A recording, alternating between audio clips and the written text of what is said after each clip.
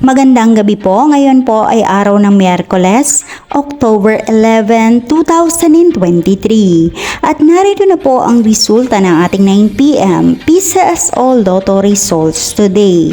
At para po sa draw natin ngayon ay ang Grand Lotto 655, ang Mega Lotto 645, ang 4D Lotto, ang 3D Lotto at ang 2D Lotto.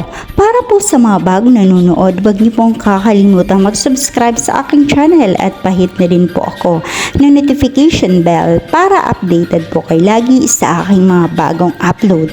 At para naman po sa update ng ating Lotto winners, ipinopost ko po siya under our comment section. Maraming salamat po.